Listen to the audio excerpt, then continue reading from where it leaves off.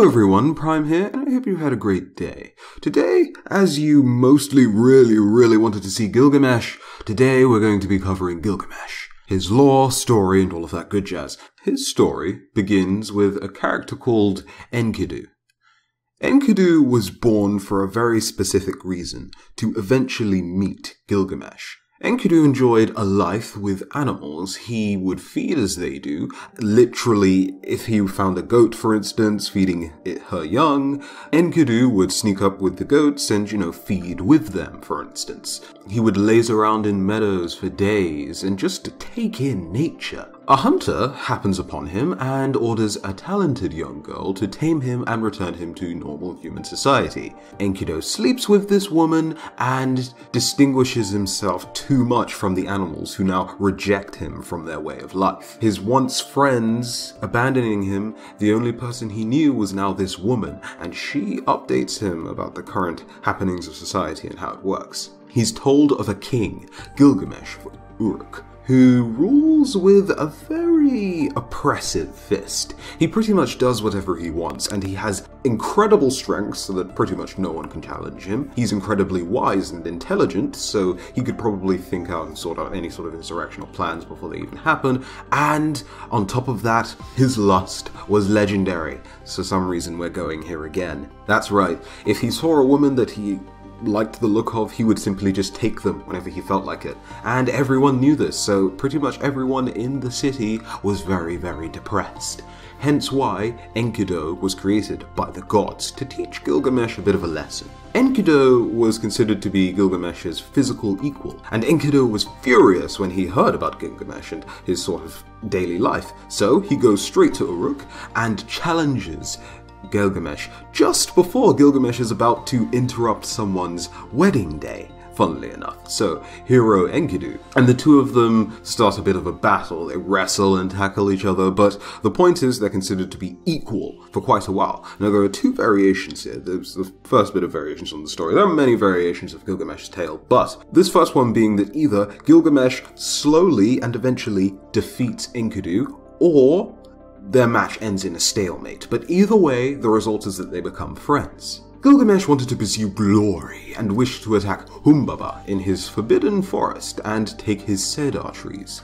He gains blessings from the people of Uruk, who advise him to take Enkidu with him, as Enkidu knows nature and the wilderness better than any man.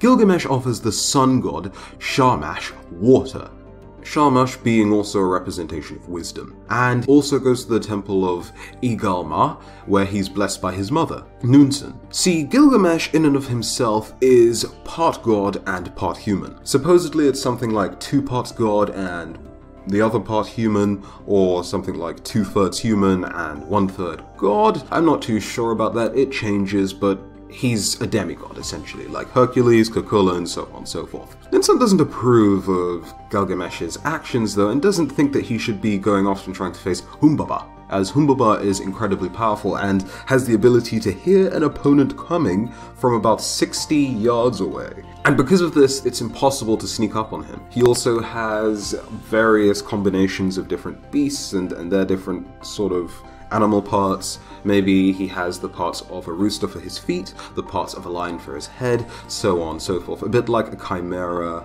or Cerberus or, a combination creature like that. Shamash decides to bless Gilgamesh, and Nunsun decides to adopt Enkidu, giving him a sacred pendant. After a few more ceremonies and rituals are completed, including a bunch of naked people, the genders of which isn't exactly too important, the fact that they're there is what's important, Gilgamesh and Enkidu set off on a journey and don't eat on this journey until they've covered about 450 miles worth of land. Apparently, it would take a normal human, so like you or me in walking distance, about 3 weeks to cover this much land. During the journey, though, Gilgamesh and Enkidu, they start to fall out of spirit, and as one does so, the other lifts the other spirit with a bit of pep talk. And this continues until they eventually meet Humbaba. Now, Humbaba was a bit of a struggle, but eventually he is beheaded by Gilgamesh, and then the two men cut down the cedar trees, make a gate from some of its wood, and use the rest of the wood to make a raft to sail back home to Uruk. When they arrive at Uruk, the goddess of love, Ishtar, appears before Gilgamesh and offers herself to him.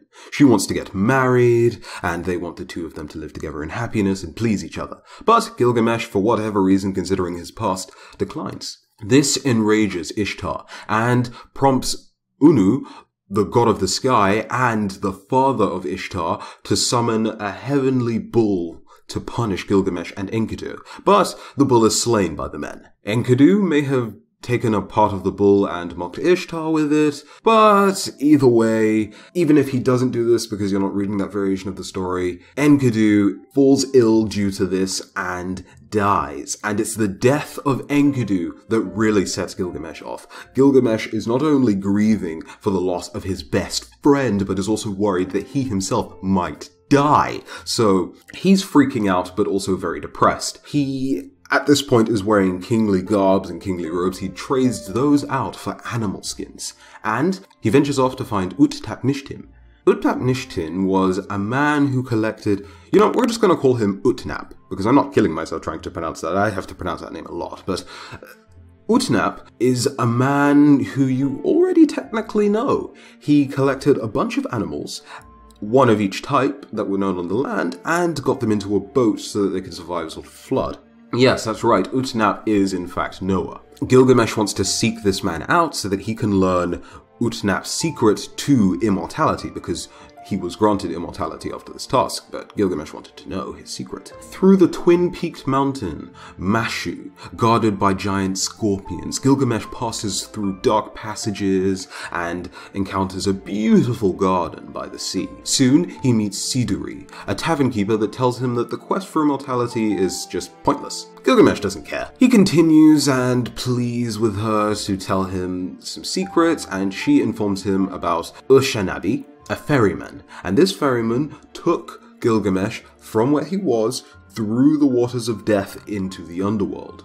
Now remember what we've already said about the Mesopotamian underworld. You're not allowed to take weapons in there, and whilst people could have come back from there, you had to be careful and very respectful. Gilgamesh and Utnap finally meet, and Utnap tells Gilga about the god's plans to destroy humans. Let's just call this god Ea, because that's his name. It's probably not how you pronounce it, but the god of knowledge gave Utnap the plans to a giant boat, which could shelter 2 of every animal from a giant flood. After all the flooding was over and all the humans, except for Utnap, had been slain, the gods felt a great, depressing regret for what they had done, slaying humanity, and vowed never to do it again. But of course, words are words, and we'll just have to see. But I guess we're still here, so if the gods do exist, they haven't done it yet. Wink wink.